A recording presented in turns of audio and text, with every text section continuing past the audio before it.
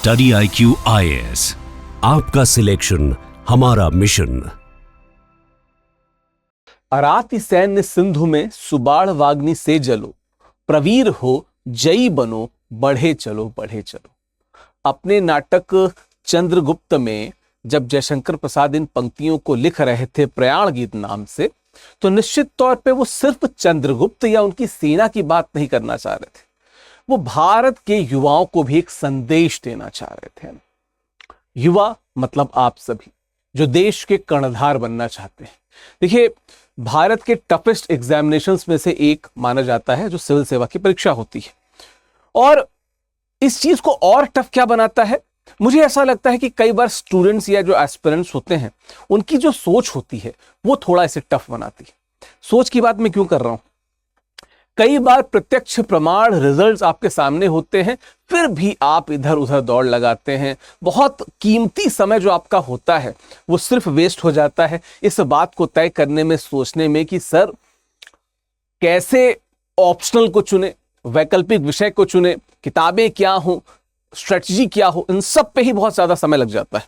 और सबसे इंपॉर्टेंट बात क्या है, मैं ये नहीं कह रहा कि समय लगाना खराब है, बात यह है कि समय लगाने के बाद भी कई बार आप ऐसे ऑप्शनल के साथ लैंड करते हैं जो ऐसे सुनने में बड़ा आकर्षक लगता है लेकिन उसमें नंबर नहीं मिलते। तो आज के इस वीडियो में हम बात करेंगे कि पहली बात तो कि ऑप्शनल चुने कैसे, 3 बेसिक पैरामीटर्स देख लिया जाए कि वो पैरामीटर्स क्या है। उसके बाद हिंदी साहित्य के बारे में बताऊंगा, सबसे बेस्ट स्ट्रेटजी क्या हो सकती है हिंदी साहित्य वैकल्पिक विषय को लेके, उस स्ट्रेटजी पे बात करूंगा। और बात करेंगे कि किस प्रकार से आप सभी जो इस वीडियो को देख रहे हैं अपने मुख्य परीक्षा के अंक को सबसे ज्यादा कर सकते हैं। क्योंकि आपको पता है कि जब मैं वीडियोस करता हूं तो अमूमन मैं बात करता हूं कि किस प्रकार से 850 नंबर का टारगेट आपको लेना चाहिए, और ये 850 नंबर ही आपको IAS यानी कि इंडियन एडमिनिस्ट्रेटिव सर्विस में लेके जाएंगे। तो इस वीडियो को अंत तक देखिएगा, स्ट्रेटजी से लेके सिलेबस डिकोडिंग से लेके हर विषय पे विस्तार से आज बात करेंगे, है ना।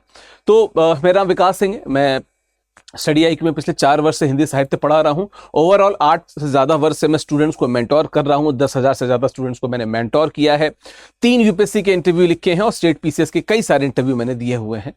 अगर आप मुझसे जुड़ना चाहते हैं तो मेरा ये टेलीग्राम है, बेसिकली मेरा PDF भी यहीं पे अवेलेबल हो जाएगा। बाकी इंस्टाग्राम पे भी अगर आप जुड़े तो आपका बहुत बहुत स्वागत है, ठीक है। तो टेलीग्राम स्कैन करके जुड़ जाइए या सर्च कीजिए टारगेट UPSC बाय विकास सिंह सर, आप वहां पे ज्वाइन का बटन दबा के आप उससे जुड़ जाएंगे, ठीक है। वहीं पे मैं सारे PDF अपलोड कर दूंगा। आज बेसिकली हम बात किसके बारे में बात करेंगे, आज हम बात करेंगे कि किस प्रकार से वो मैक्सिमाइज कर सकते हैं आप हिंदी साहित्य के द्वारा नंबर्स को। देखिए, मैं बार बार कह रहा हूं प्रत्यक्षम किम प्रमाणम, जब प्रत्यक्ष आपके सामने है तो फिर प्रमाण की जरूरत ही नहीं, लेकिन फिर भी एक बार मैं आपके सामने कुछ प्रत्यक्ष उदाहरणों को लेके आज हम डिस्कस करेंगे, है ना।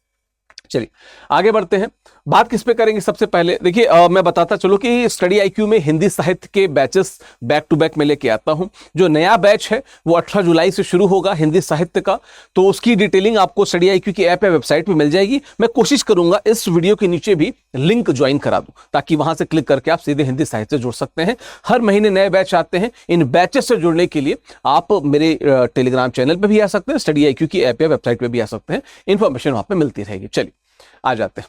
चलिए, वैकल्पिक विषय चुने कैसे, एक बड़ा प्रश्न रहता है, इंपॉर्टेंट प्रश्न रहता है और स्टूडेंट्स बहुत कंफ्यूज होते हैं। मैं 3 थंब रूल बता रहा हूं कि किस हिसाब से आप वैकल्पिक विषय को चुनेंगे। पहला, क्या वो स्कोरिंग है। देखिए, ऑन एन एवरेज वैकल्पिक विषयों में जितने नंबर मिलते हैं, ऑप्शनल सब्जेक्ट्स में जितने नंबर मिलते हैं, हिंदी साहित्य बाकी सभी ऑप्शनल से बहुत ऊपर है, ऑलमोस्ट मैथमेटिक्स के आसपास है जहां पे ठीक ठाक नंबर मिलते हैं। ऑन एन एवरेज 250-260 नंबर मिल जाते हैं अगर थोड़े भी सिंसियर हैं आप, और अगर आपने बहुत अच्छे से प्रिपरेशन की है तो आप आराम से 300 को क्रॉस कर सकते हैं। और 300 को क्रॉस करने का मतलब है कि IAS के रूप में आप अपने लिस्ट में आप खुद को प्राप्त कर सकते हैं, ठीक है। तो हाँ, लगातार 300 अंक आ रहे हैं। आप प्रदीप द्विवेदी जी का एग्जांपल देख सकते हैं, 344 नंबर उन्हें मिले। रैंक 13 निशान जैन जो 2013 में आए थे, हम सब के आइडियल थे, उनके 300 से ज्यादा नंबर आए थे। फिर अगला क्या है, क्या उसमें आपकी रुचि या ऑन एन एवरेज स्टूडेंट्स की रुचि हो सकती है। अब सोचिए कि आपसे कोई कहे कि आपको वैकल्पिक विषय सिविल सेवा के वैकल्पिक विषय की प्रिपरेशन करनी है और आपके सामने मूवी चलेगी, आपके सामने कहानियां चलेंगी, आपके सामने कविताएं चलेंगी, आपके सामने साहित्यिक इतिहास चलेगा। कौन सा ऐसा स्टूडेंट होगा जो कहेगा कि नहीं नहीं मुझे बोरिंग लग रहा है? बिल्कुल रुचि आएगी, इंटरेस्ट आएगा। तो बिल्कुल भी उबाऊ नहीं है, आनंददायक है। प्रेमचंद कबीर की रचनाएं हैं, एक से एक नाटक हैं, उपन्यास हैं, निबंध हैं, कहानियां हैं। क्या नहीं है हिंदी साहित्य में? तो उबाऊ भी नहीं है, इंटरेस्टेड। अच्छा, पृष्ठभूमि बैकग्राउंड के लिए क्या पहले से कोई डिग्री चाहिए? कोई डिग्री नहीं चाहिए।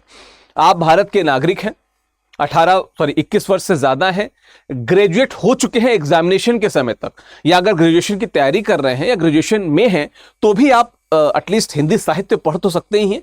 देने के लिए कोई डिग्री नहीं चाहिए। और मैं बता दूं कि जो विश्व की सबसे इंपॉर्टेंट डिग्री होती है वो ये होती है कि आप मानव समाज को किस प्रकार से समझते हैं, आसपास के लोगों को कैसे समझते हैं। हिंदी साहित्य एक ऐसा वैकल्पिक विषय है जो दरअसल समाज से आपको जोड़ता है। तो इसलिए मैं कहता हूं इसके लिए किसी डिग्री की आपको जरूरत नहीं है ना। तो निष्कर्ष क्या निकला कि तीनों पैमानों पर 100% खरा उतरता है हिंदी साहित्य। उसके अलावा बता देता हूं, एकमात्र वैकल्पिक विषय है जो हिंदी क्वालिफाइंग जो 300 नंबर का होता है, वो निबंध का पेपर, वो और GS4 तीनों को डोमिनेट करता है। एकमात्र वैकल्पिक विषय। आप कह रहे होंगे सर हिंदी क्वालिफाइंग तो पूरा समझ में आ रहा है, ऐसे समझ में आ रहा है, निबंध समझ में आ रहा है, GS4 को कैसे डोमिनेट करता है? मैं भी आगे डिस्कस भी करूंगा। देखिए, हिंदी साहित्य पढ़ाते हुए हम अद्वैतवाद, विशिष्टाद्वैतवाद, शुद्धाद्वैतवाद, द्वैताद्वैतवाद, द्वैतवाद, फ्रॉयड, सिगमंड फ्रॉयड, इलियट, कितने सारे जो सिद्धांत हैं और सिद्धांत को देने वाले जो गुणी जन हैं उनको डिस्कस करते हैं। तो आपका ठीक ठाक स्तर पे GS4 भी आपका प्रिपेयर होता जाता है, निबंध पूरा हो जाता है। हिंदी क्वालिफाइंग तो अगर आपने इसको कर लिया तो पूरा ही हो जाएगा। प्लस आपकी आंसर राइटिंग में जो शार्पनेस आएगी, कोई और वैकल्पिक विषय वहां तक पहुंच भी नहीं सकता है ना। चलिए आगे बढ़ते। क्या चीजें हैं कुछ और जो मिथ्स वर्सेस रियलिटी की बात है, भ्रम बनाम यथार्थ पे आ जाते हैं। क्या है? पहला भ्रम है कि केवल हिंदी माध्यम या आर्ट्स बैकग्राउंड वाले जो स्टूडेंट्स होते हैं उनके लिए ही है। देखिए, मैं विज्ञान क्षेत्र का था, मैंने मास्टर्स फिजिक्स में की थी, न्यूक्लियर और पार्टिकल फिजिक्स में, और मेरा पूरा इंटरेस्ट रिसर्च की तरफ था। लेकिन I shifted towards Hindi literature. मैंने हिंदी साहित्य की तरफ अपना जो है डायरेक्शन किया। And the good thing is कि जब मैं थोड़ा सा प्रॉब्लम में था, क्योंकि मैंने जो पहला मेंस दिया, फिर इंटरव्यू दिया, अच्छे रिजल्ट नहीं आए, एक मुख्य परीक्षा का सब्जेक्ट था, ऑप्शनल था, जिसमें नंबर आते ही नहीं है हिंदी में खासकर, तो फिर मैं थोड़ा सा टेंशन में था, डायलेमा में था। मेरा प्रीलिम्स हो चुका था, मुझे 2 से 3 महीने के अंदर इस बात पे फोकस करना था कि भाई हमको एक ऑप्शनल क्रैक करना है। आई टुक हिंदी लिटरेचर, मैंने हिंदी साहित्य लिया, और 2.5 से 3 महीने की प्रिपरेशन में मैं 256 नंबर तक पहुंच गया था। मतलब अगर इसके पहले वाले अटेम्प्ट में अगर मेरे 256 आते तो मैं IPS हो गया होता। तो कोई बैकग्राउंड नहीं, मेरा साइंस बैकग्राउंड था, मैंने अच्छे नंबर लाए, 300 क्रॉस किया, आप भी क्रॉस कर सकते हैं, ठीक है।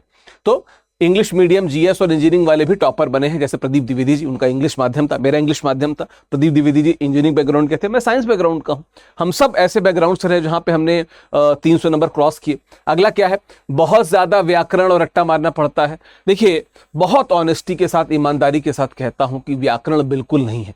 हिंदी पढ़ते पढ़ते आप खुद एक व्याकरण बन जाएंगे, मतलब व्याकरणविद बन जाएंगे, लेकिन व्याकरण पढ़ने की कोई जरूरत नहीं है ना। व्याकरण न के बराबर है। यह समझ, विश्लेषण और जीवन दर्शन का विषय है। समाज को समझेंगे यार, आपको पता चलेगा कि भारत का जो ये समाज है, ये डेवलप कैसे हुआ, कैसे आगे बढ़ा, कैसे प्रोन्नत हुआ, यही समझना है, यही पढ़ना है इसमें, है ना। अगला क्या है कि पाठ्यक्रम बहुत विशाल है।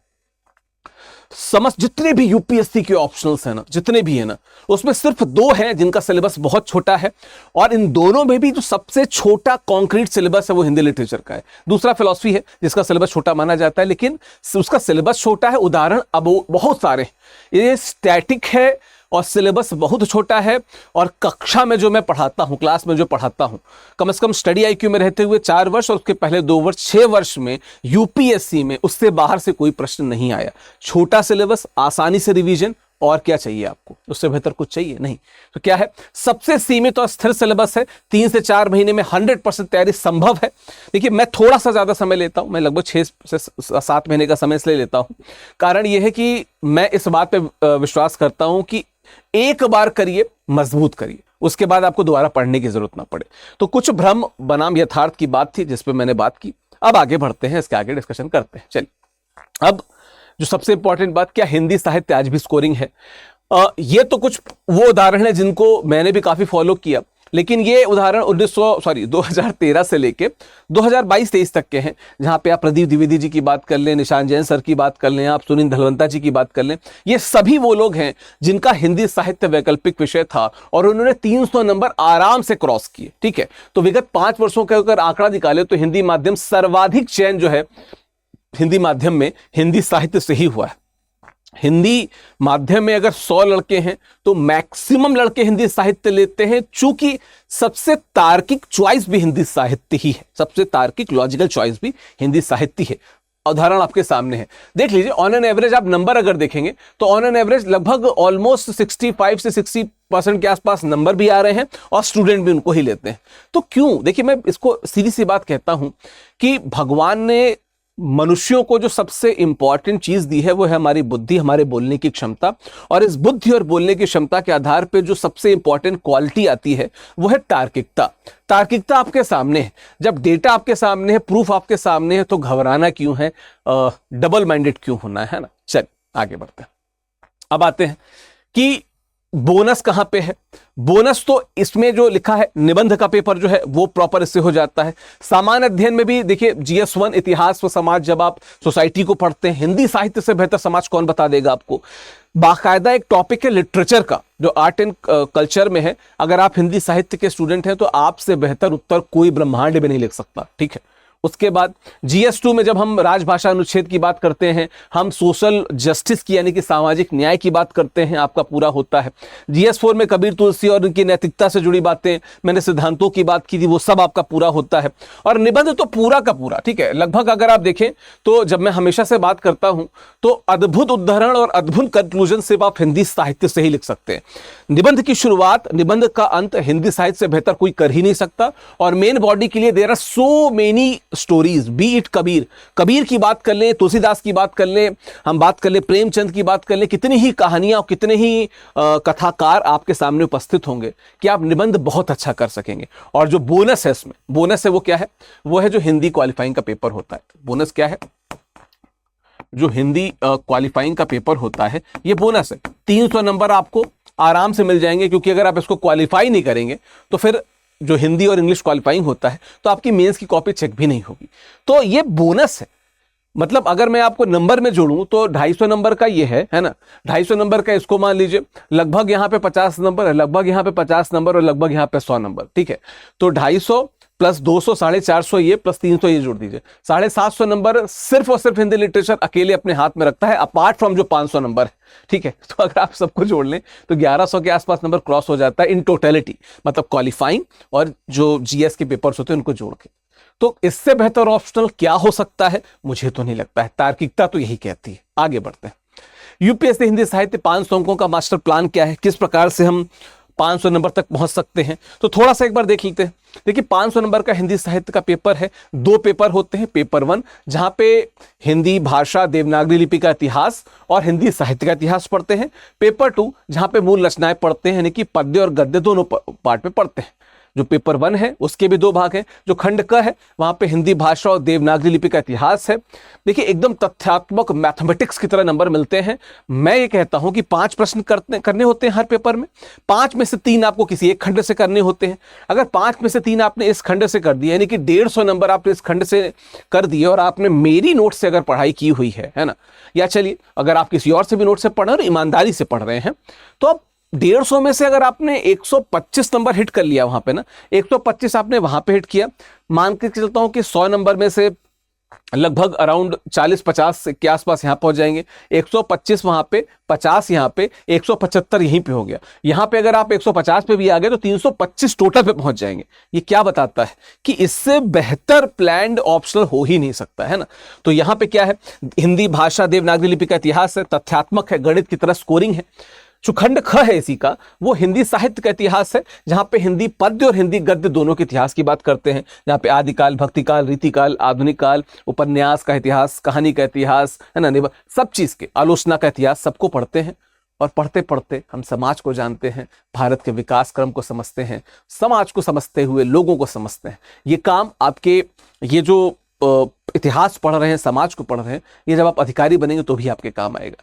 प्रश्न पत्र जो 2 है उसमें जो खंड क जहाँ पद्य है वहाँ पे 12 महान जो कवि हैं उनकी कविताओं को पढ़ते हैं, जो खंड ख है वहाँ पे उपन्यास, नाटक, कहानियों, निबंधों को पढ़ते हैं। क्या इससे बेहतर कुछ हो सकता है? नहीं हो सकता है। इससे बेहतर क्या हो जाएगा जो आपको समस्त नंबर दिला रहा है? तो क्या है कि जब आप पेपर 1 पढ़ते हैं तभी पेपर 2 आधा अपने आप तैयार हो जाता है। क्यों? क्योंकि ये जो पद्य और गद्य का इतिहास है इसके साथ साथ आप इनको और इनको भी तो पढ़ते जाते हैं। मैं तो इसके साथ ही पढ़ाता चलता हूं ताकि अलग अलग ना पढ़ना चले, एक ही चीज है उसी को डिटेल में पढ़ते जाएंगे।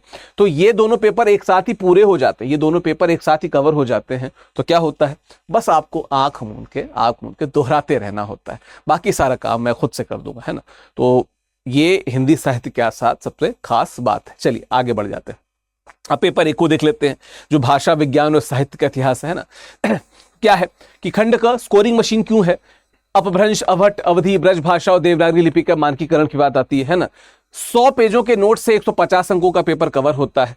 मैंने तो जो नोट्स बनाए हैं, जिस प्रकार से आप इस प्रेजेंटेशन को देख रहे हैं, बिल्कुल ऐसे ही नोट्स बनाए, मतलब वो सिर्फ एक कहानी कथा की तरह आपको पलटते जाना है। इनफैक्ट ये फैक्चुअल पार्ट को भी मैंने एक बहुत ही इंटरेस्टिंग स्टोरी के तौर पे डिजाइन किया है। मैं कोशिश करूंगा कि जब टेलीग्राम पे इसे अपलोड करूं तो सैंपल नोट्स भी अपलोड कर दूं। इनफैक्ट मेरे टेलीग्राम में पहले भी अपलोडेड होंगे, तो वहां पे भी जाके आप देख सकते हैं कि कहानी की तरह मैंने जो खंड क है उसको कवर किया हुआ है ना।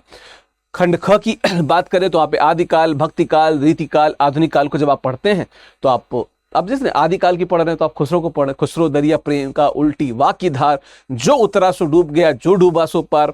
आप सिद्ध साहित्य को पढ़ते हैं, नाथ साहित्य को पढ़ते हैं, आप हेमचंद को पढ़ते हैं, है ना। आप इस प्रकार से साहित्यकारों को पढ़ते हुए आगे बढ़ते हैं। भक्ति काल आता है, कबीर आते हैं, तुलसी आते हैं, सूर आते हैं, जायसी आते हैं, है ना, मीरा आती हैं, बहुत से कवि आते हैं। फिर आप आते हैं रीतिकाल में, वहां पे आप रीतिकाल के सर्वश्रेष्ठ कवियों में से एक आपको बिहारी मिलते हैं, वहीं पे आपको रत्नाकर मिलते हैं, वहीं पे आपको केशव दास मिलते हैं, है ना। फिर आप आते हैं आधुनिक काल में, जहां पे आके आप वर्तमान देश की जो परिस्थिति है आप उसको समझते हैं। आप देखते हैं किस प्रकार से भारतेंदु ने हिंदी साहित्य को नई दिशा दिखाई। हिंदी भाषा की जो खड़ी बोली, जो मानक बोली है, उसमें कविताएं लिखी जाने लगी। फिर द्विवेदी युग आता है जिसमें महावीर प्रसाद द्विवेदी जो हैं कवियों से अनुशासन की बात करते हैं। फिर छायावाद आता है, प्रगतिवाद आता है, प्रयोगवाद आता है, नई कविता आती है, और आप देश के इतिहास, देश के स्वतंत्रता के इतिहास के साथ में कविताओं को पढ़ते जाते हैं। यही तो है छायावाद, प्रगतिवाद, प्रयोगवाद, नई कविता को आप पढ़ते हैं। तो कहीं ना कहीं ये सिर्फ और सिर्फ एक ऑप्शनल नहीं है, वैकल्पिक विषय नहीं है। ये दरअसल देश की दास्तान है, देश का इतिहास है ना। और नंबर तो आपको मिल ही रहे हैं इसमें साथ में। चलिए आगे क्या है, पेपर 1 के कुछ प्रामाणिक स्रोत। तो अब जैसे कुछ किताबें हैं, देखो एक तो मेरी नोट्स है, उसके अलावा क्या स्रोत हो सकते हैं। हरदेव बाहरी की किताब आप लिख सकते हैं जो हिंदी भाषा वगैरह के इतिहास पे बात होती है। वासुदेव नंदन प्रसाद की किताब ले सकते हैं, व्याकरण रचना वगैरह और आधुनिक हिंदी के बारे में बताया गया है। पर देखिए बहुत ईमानदारी से कहूं तो इन किताबों को रख जरूर लीजिएगा, मेरी नोट से बाहर कुछ आएगा नहीं, वो अपने आप में संपूर्ण है ना। बहुत मेहनत के साथ मेरे पिछले 12 से 15 वर्षों की मेहनत है वो नोट्स, तो उससे बाहर कुछ आएगा नहीं। दूसरा, साहित्य के इतिहास में तो इग्नू की जो सामग्री है, ठीक है, विश्वनाथ त्रिपाठी जो है हिंदी साहित्य का सरल इतिहास, आप उसको देख सकते हैं। ये किताब मैं आपको इसका समरी भी प्रोवाइड करा दूंगा, मेरी नोट्स में सब अवेलेबल है, बट फिर भी। और आचार्य हजारी प्रसाद द्विवेदी और नावर सिंह द्वारा उन्होंने जो आधुनिक प्रवृत्ति के लिए किताब लिखी हुई है, आप उसको देख सकते हैं, समझ सकते हैं। निश्चित तौर पे ये आपके मार्क्स को थोड़ा सा और बेहतर कराने में अपना योगदान देंगे। ठीक है, आगे बढ़ते हैं। पेपर 1 में वैल्यू एडिशन क्या कर सकते हैं।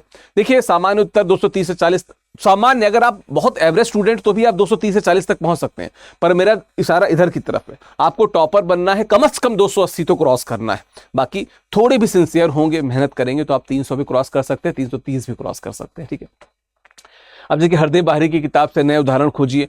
मैंने अपनी नोट्स में ऑल्टरनेट रूप से कई उदाहरण जोड़े हुए हैं, आप उन उदाहरणों को पढ़िए और देखिए।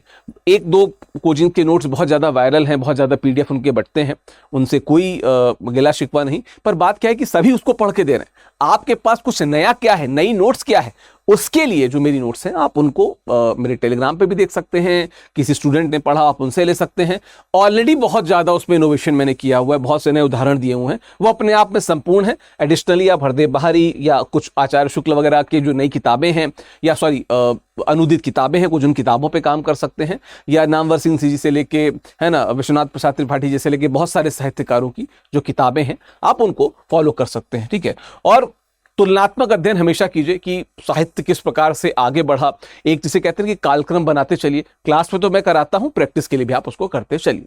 बात करते हैं पेपर 2 के लिए। अब देखिए पेपर 2 में जो 12 महान कवि हैं उनकी रचनाएं हैं। अब जैसे कबीरदास की कबीर ग्रंथावली, सूरदास, तुलसीदास, जायसी, बिहारी, जयशंकर प्रसाद, निराला, दिनकर, अज्ञे, इनफैक्ट इसमें यहाँ पे मैत्री शरण गुप्त जी भी हैं, है ना, गुप्त जी भी हैं। निराला की राम की शक्ति पूजा को क्या कहते हैं, कुकुरमुत्ता है, उधर चिंता और श्रद्धा सर्ग है। दिनकर जी की कुरुक्षेत्र है कि क्षमा शोभती उस भुजंग को जिसके पास गरल हो, उसको क्या जो दंतहीन विश्रहित विनीत सरल हो। तो जो उन्होंने युद्ध की जो आपदा होती है किस प्रकार से कई बार जरूरी हो जाती है, उन सब पर उन्होंने बात की है ना। अज्ञे की जो रचना जो है मतलब मुझे लगता है कि कुछ बहुत इस प्रकार की रचनाएं हैं जो बहुत कुछ सिखा के जाती है ना। तो जब आप सच्चिदानंद हीरानंद वात्स्यायन को पढ़ते हैं, है ना, और साथ में जब मुक्तिबोध की ब्रह्म राक्षस को पढ़ते हैं, तो कहीं ना कहीं आपको जिंदगी के कुछ गूढ़ अर्थ पता चलते हैं कि शिक्षा और ज्ञान का दरअसल उसका मीनिंग क्या होता है, उसका प्रभाव क्या होता है। इसके अलावा गुप्त जी की भारत भारती, यहाँ पे नाम यहाँ पे आ गया है, बेसिकली जयशंकर प्रसाद से पहले आप पढ़ते हैं भारत भारती। मुझे ऐसा लगता है कि मैत्री शरण गुप्त जी कुछ उन महान कवियों से हैं में से एक हैं जिन्होंने खड़ी बोली हिंदी के प्रतिमान को बहुत ऊंचा किया। द्विवेदी युग के साहित्यकार, द्विवेदी जी का गाइडेंस और डायरेक्शन, और गुप्त जी की अद्भुत लेखनी, जिसके कारण भारत भारती बड़ी स्पेशल किताब हो जाती है जो आपके सिलेबस में है ना। तो आप इसको पढ़ लीजिएगा, नोट्स इसके सभी आपके पास उपस्थित हैं। बाकी जो पेपर 2 का खंड ख है, जहाँ पे जीवन और समाज का वास्तविक दर्पण यानी कि गद्य दिखता है, जहाँ पे उपन्यास हैं गोदान, मेला, अंचल, दिव्या, महाभोज। जहाँ पे अगर आप देखें तो नाटक हैं भारतदूत, दशा, स्कंद गुप्त और आषाढ़ का एक दिन जो मोहन राकेश का है। ये सब मैं क्लास में कराता भी हूँ, आपको कहानियां भी बताता हूँ, उससे जुड़ी समाज की कहानियां भी बताता हूँ, है ना।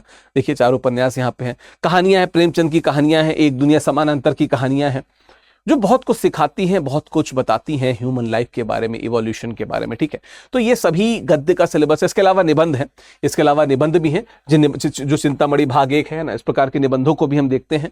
निबंध दरअसल बताते हैं कि जो हमारी लेखन कला है, लेखन कला के आयाम क्या होने चाहिए। फ्लो की बात करते हैं, है ना, मटेरियल की बात करते हैं, कंटेंट की बात करते हैं। निबंध हमें एक ही बार में सब कुछ सिखा जाते हैं, है ना। तो निबंध का पार्ट है इसमें। आगे बढ़ते हैं। अब पेपर 2, अब आलोचनात्मक दृष्टिकोण की बात करें, जो एक क्रिटिक की बात होती है तो क्या होती है।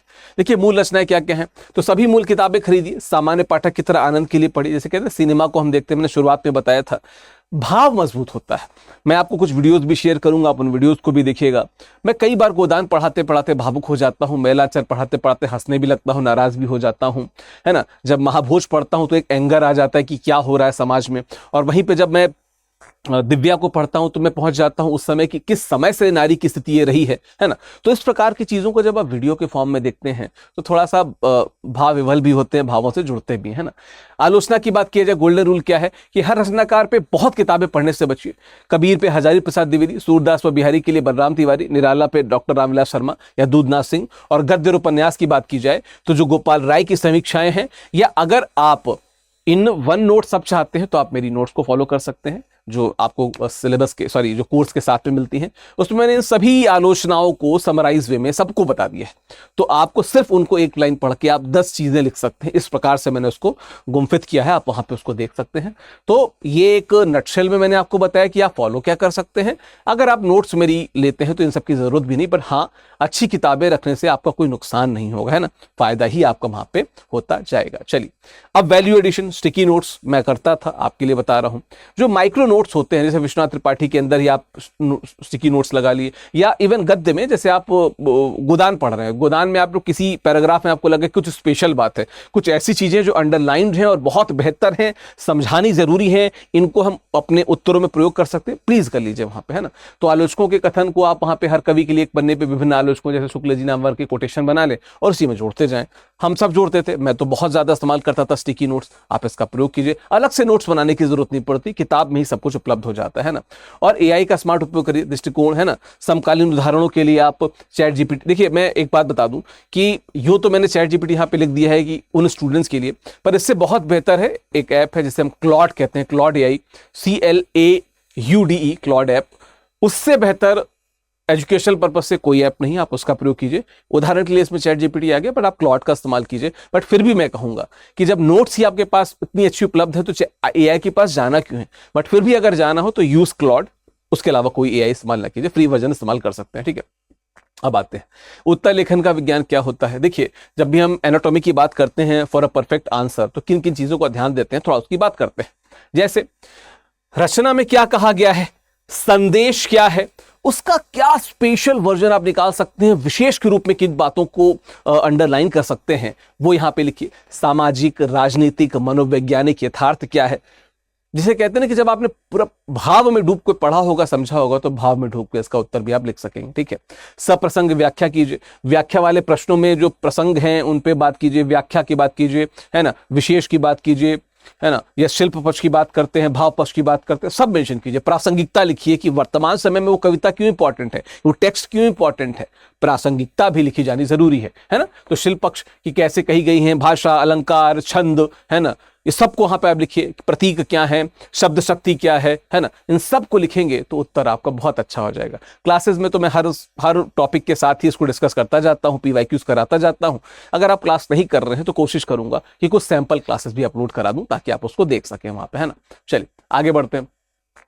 अब वर्तनी, देखिए मैं फिर से बता दूं कि वर्तनी आपकी शुद्ध होनी चाहिए। मैं इस बात से कभी डिनाई नहीं करूंगा कि आपकी वर्तनी यानी कि स्पेलिंग सही होनी चाहिए, लेकिन फिर वही बात कि डरना नहीं है ना, सुधारिए उसको। मेरी कक्षाएं किस लिए हैं, हम सब किस लिए हैं, वर्तनी को सुधारने के लिए। लोग ड, ढ़, ढ, ढ़, छोटी, बड़ी, छोटा ऊ, बड़ा ऊ, अनुस्वार, में, है, इन सब पे बहुत गलतियां करते हैं। क्लास दर क्लास मैं आपको सुधारता जाऊंगा, बस आपको प्रैक्टिस करते जाना है वहां पे। तो हिंदी जैसे लिखी जानी है वैसी पकड़ने का प्रयास करें। यदि वाल्मीकि गलत लिखा, जो लिखा है, अब जैसे एक शब्द होता है जिसको हम कहते हैं महत्व, लोग ऐसे लिखते हैं, लोग ऐसे महत्व लिखते हैं जो कि गलत है, इसमें आधा तो और आता है। अक्सर मैं देखता हूं मैं लिख के ऐसे लिखते, मैं जब भी आएगा अनुस्वार के साथ में आएगा, है की गलती, है ना। अब लोग शहर लिखते हैं शहर को, है ना, उज्ज्वल लिखते हैं जबकि आधा जो और उसमें आएगा। वाल्मीकि, वाल्मीकि नहीं है, वाल्मीकि है, तो छोटा ही क में छोटा ही आती है। तो इस प्रकार की चीजों पे मैं काम भी कराता हूं। और अगर आप इसको सिर्फ अपने ज्ञान के लिए देख रहे हो तो आप खुद से भी प्रैक्टिस करते चाहिए। अच्छे उपन्यासों को पढ़ेंगे ना तो आपके शब्द अच्छे होंगे आप, क्योंकि अच्छे उपन्यासों में अच्छी एडिटिंग हो रखी है। अच्छी एडिटिंग के कारण शब्द विन्यास उसमें बिल्कुल सही है, फ्लो भी पता चलता है, वर्तनी भी पता चलती है ना। तो केवल 200 से 250 सामान्य शब्द हैं जिनमें गलती होती है। सुधारने के लिए आप लगातार प्रैक्टिस करते रहिए। क्लास में आंसर राइटिंग कराता हूं, क्लास में इवोल्यूशन कराता हूं, आपको बताता चलूंगा ये गलतियां हैं, ये अच्छी बातें, इस उत्तर से, इस बच्चे की कॉपी से आप ये सीख सकते हैं, सब बताता जाता हूं, उसको देखते जाइएगा, ठीक है। दैनिक अभ्यास 3 घंटे का क्या करना है। देखिए डेली आंसर राइटिंग के लिए क्या कि शुरुआत में प्रतिदिन 2 प्रश्न लिखने का प्रयास कीजिए जब आपके पास समय है। मॉडल उत्तर से अपनी तुलना करती जाइए, कैसे और बेहतर कर सकते हैं उसको, है ना। सप्ताह के अंत में थोड़ा सा परीक्षण कीजिए। हर शनिवार को जो आपने जो पढ़े गए टॉपिक्स हैं उस पर फुल लेंथ टेस्ट करने का प्रयास कीजिए। आपको प्रश्न चाहिए, मैं आपको बहुत सारे प्रश्न दे दूंगा। प्रश्नों के सैंपल आंसर चाहिए, वो भी मैं आपको प्रोवाइड करा दूंगा, लेकिन आप प्रैक्टिस करें। आपका और हमारा एक ही उद्देश्य है कि आपकी रैंक आए, उसके लिए मैं हमेशा आपके सामने उपस्थित रहूंगा, है ना।